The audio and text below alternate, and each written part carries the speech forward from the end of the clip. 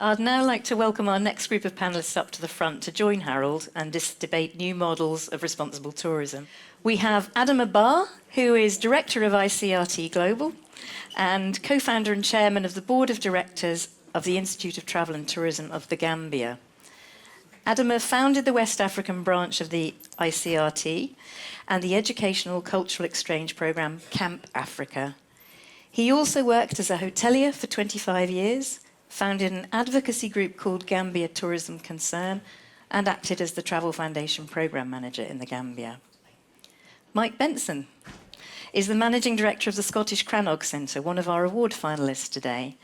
Mike spent 28 years in the steel industry before working in museums. He left British Steel in 2004 to become a director of the Rydale Folk Museum and followed by director of Beads World and the National Coal Mining Museum for England before starting work at the Scottish Crannog Centre. And Jayni Gudka, excellent, you're there, is the founder of Sama International. And as CEO of Unseen Tours, she is a previous winner of a Responsible Tourism Award.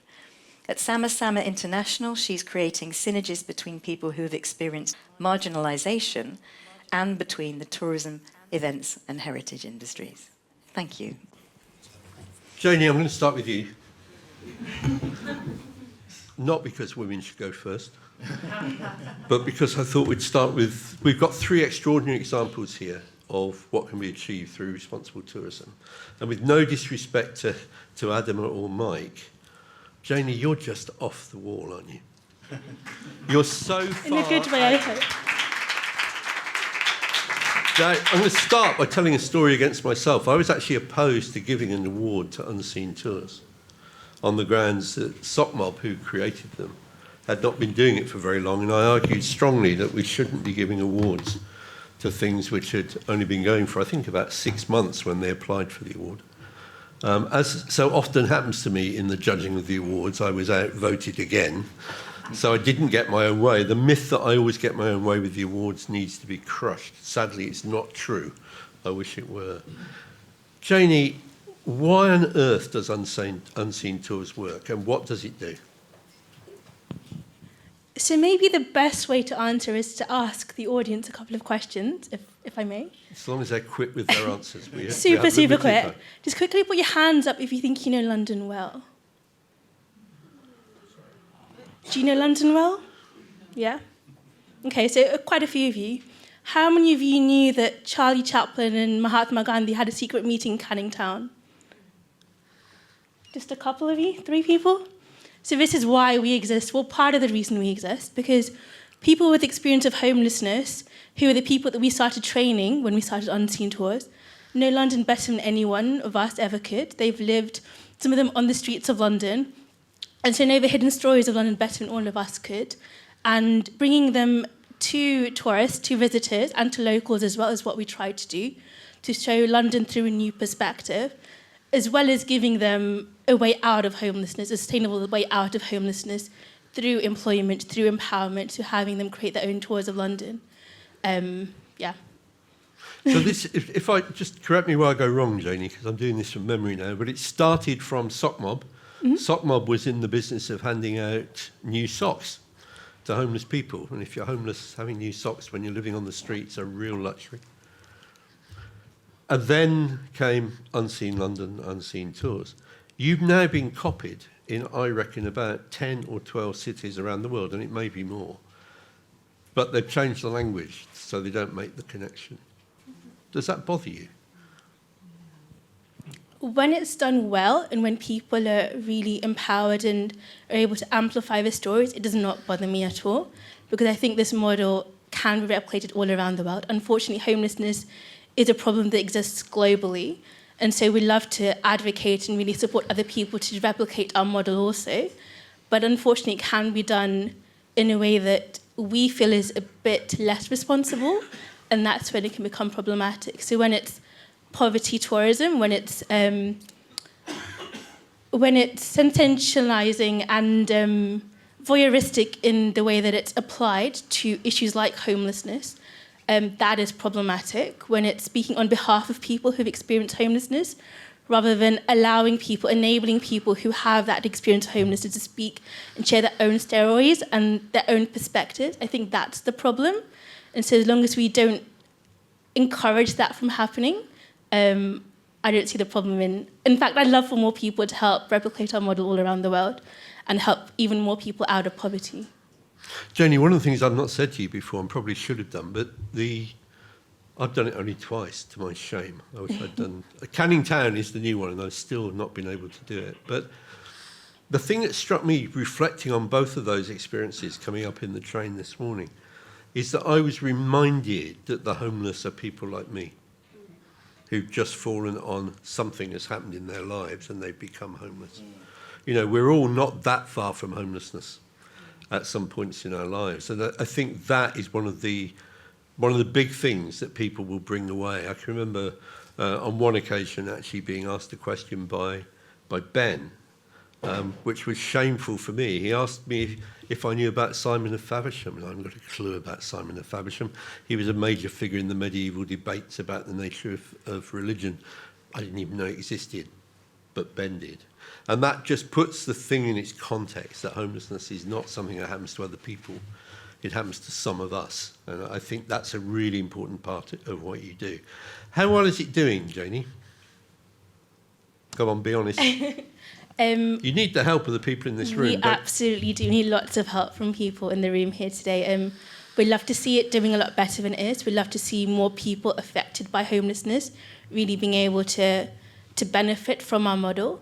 And we'd love to encourage you all to come and join us on a different tour of London if you're in London for a few extra days. Don't miss it. You will not be disappointed. Jayni, last question, I guess, for now anyway. What's this business about Brazil? So we're really, really excited. We're starting a new project in Brasilia, the capital of Brazil, working with the trans community there and helping them share their own stories through walking tours similar to what we do at Unseen Tours in London.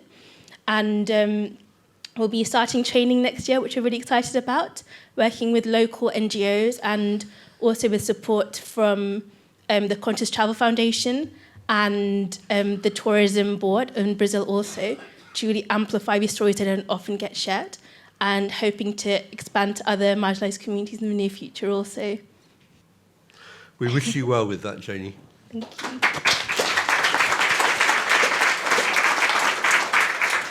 Now, just to say, I think 6 months into that will be too soon to get another award. But, I mean, I look forward to seeing that application come in when you're able to evidence the achievement. Mike, I haven't told you this before, but I wasn't at all sure about coming along to the Crannog Centre. It's another Scottish tourist attraction. I like Scotland, I'm passionate about it, so don't get me wrong, but I just thought it's another tourist attraction. But I was persuaded to come along, and within about 5 minutes, my mind had been completely blown by the experience. Do you want to explain what the Crannog Centre is and what's different about it? Preferably in under half an hour. So the Scottish Crannog Centre is a charitable trust. It is a museum. But I think more than that, and we realised we had a fire 3 years ago that destroyed the old site. We've just moved to a new site, and what we understood and what we learned was that it was more of a symbol, really, of a home, of a sanctuary, of a place where folks can come and grow, where people can be part of something bigger than themselves, and that really captures, I think, the elements of the stories of 2,500 years ago, which is about a community making the most of the world around them. And we were inspired by that. And it's a place of activism. I say we're a charity. We're not a social enterprise. I like to think we're more of a socialist enterprise, he says. Now Labour are back in power. And away we go. So I think it's a place full of human beings. It is diverse. It's full of people who have freedom of self. They can be themselves at work. And when they're themselves at work, that's when they're most powerful. And it's a place where I think there's lots of love in the air. A bit? Yeah. That's it for now. Well, let me just add to that, Mike, because you're underselling it in my view. It's the only place I've ever seen an outdoor shower equipped for a disabled person to take a shower outdoors. Now, the fact it's in Scotland makes it even odder, but the point is nobody else that I've ever come across has sought to do that, and I've had the privilege of having many outdoor showers because of the kind of countries I go to. So that was a kind of mind-blowing experience. But then talking to some of your staff, the realisation of what their involvement with that particular museum is was extraordinary.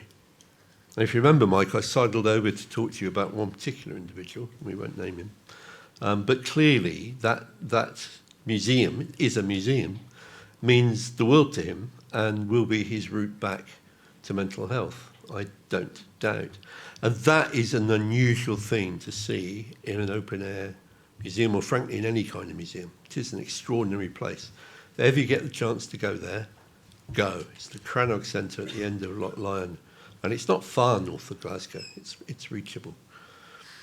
Mike, how do you see, you've run now, what, half a dozen effectively, a former steelworker, retrained, qualified in museum, whatever they call it anyway, museum work, and you've run 6 museums, I think, the latest of which is the Crannog.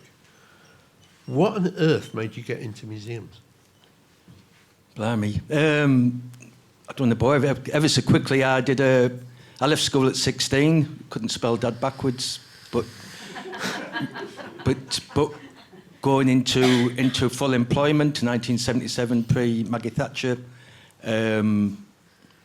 bought my first house when I was 18. It's just what we did. And then as began a family, blah, blah, blah, I was into my late 30s. As my children were getting older, I realised I needed to educate myself to support their learning. Did an Open University degree. Part of that had to go into museums, which I thought were bloody awful. Nobody telling my story in a meaningful way. Started to volunteer.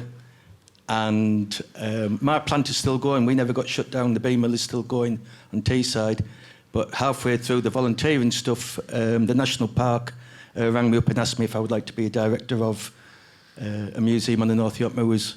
So I went along, big decision to leave work, very big decision to leave work, and went into the museum world, of which I knew nothing, really. Probably still have a lot to learn, but that was the leap. And how have your colleagues in the museums, Mike, responded to what you've done? Because you're not a normal museum, are you? Thanks.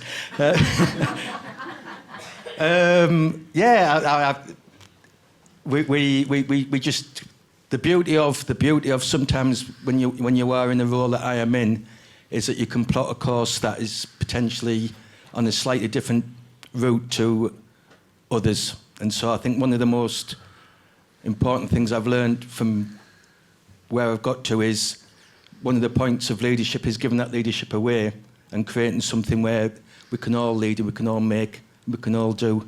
And I think that's maybe slightly different from the museum world, which is incredibly hierarchical. You need 3 PhDs just to get onto the welcome desk. Everybody looks the same. So I think, I don't know if I've answered your question, Harold. You're giving me that stern look. I'm worried because I know you've been talking about retirement. Yeah, I'm no spring chicken. I was out in Brick Lane last night and I felt incredibly old seeing all them young'uns enjoying themselves. So.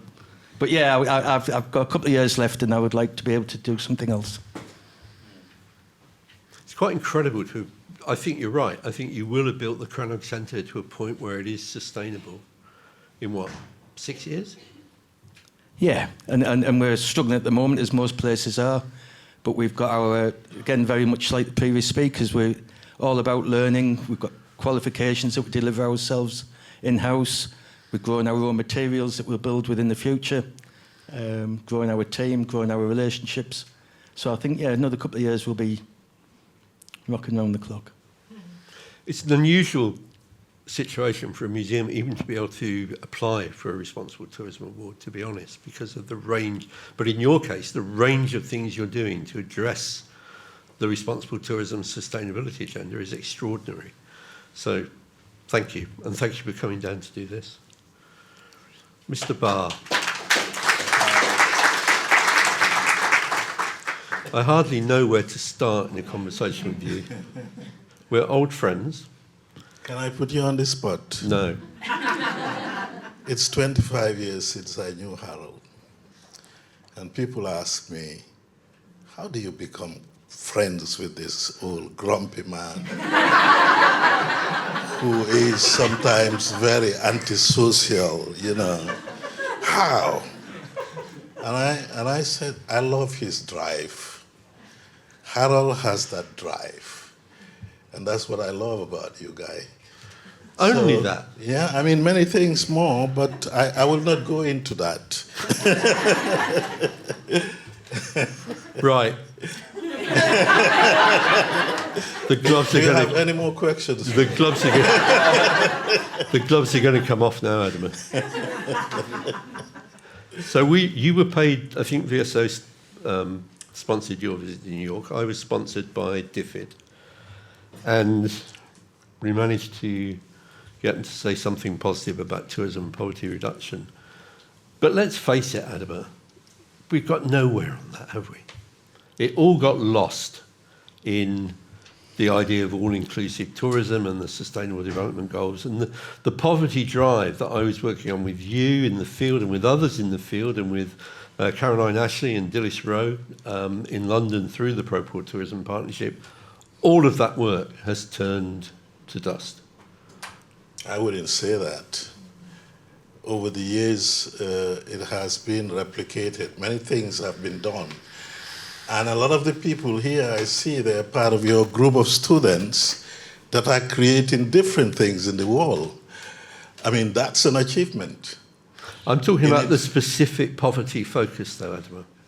Yes, you're right. You're very right. I mean, poverty focus is really, there is less impact in that, to be honest.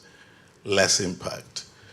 But you've just stated the Kerala example. I think it's really gone well there. And I hope we can have more examples in other parts of the world. But what made it lost in my country is the governance issue. Really, we had 22 years of dictatorship, which was really difficult to penetrate over the years. But I must say we are getting there again. I mean, things are moving. With the new administration, they are opening up, and I hope that works, really. And over the years, if you can remember when we started with the small enterprises, find market access for them. It was difficult, but I think we've made some inroads. Before the end of the project, at least in the beginning, we did a baseline study. At the end of the project, we did another assessment of the progress of the study. And we saw the increase in income because we dealt with the stumbling blocks along the way. So I think what we have done and what we have managed to do in the Gambia and other countries is actually to validate the theory, to say this is workable. At least we have done that. And it depends on other people who've got the inspiration and who've got the knowledge to actually replicate what we have done over the years. And it's all on record, at least for people to learn. Up to today, I have people coming back to me, asking me about what we have done in, was it 2000? That's many years now. But at least people are beginning to replicate what we have done over. It's not successful in the Gambia, but I must say it is successful in other parts of the world. So that's success. There's a question earlier this morning about why baseline studies are important. And I think, it's easy to say it's just research, and for many academics it is. Yeah, yeah. But we chose to do the research using people from the market to record their own data. When we analysed it, we discovered that most of them were actually trading at a loss. They were subsidising their activity in the market by other family activity. So you could say that they were actually robbing their families to maintain their place in the market. Yeah. Now, just revealing that to them collectively made an enormous difference to their willingness then to adopt different practices. I tell you another thing that made a difference. I know when we started, we were 3 with 1 consultant, and he could not understand when we started the project and started taking surveyors. And to him, we were wasting resources because we wanted to do a baseline study to actually know what the income of all the independent small businesses are before we started that project. And I can still remember we were in taxi going to Banjul, and Harold was arguing with this other consultant whether this is not academic what we are doing, we are just wasting resources. And Harold just got out of the taxi. This was the first time he was in Banjul, slammed the door and said, I'm going. I said, Harold, what are you doing? No, I'm going. He just got a taxi and got back to the hotel. And really, that shows the importance of really, I learned a lot from that because it showed the importance of doing a baseline study at the beginning of your project so that at the end, you will be able to know whether the project is successful or not. Otherwise, you are not preparing the tools for an eventual evaluation of the project.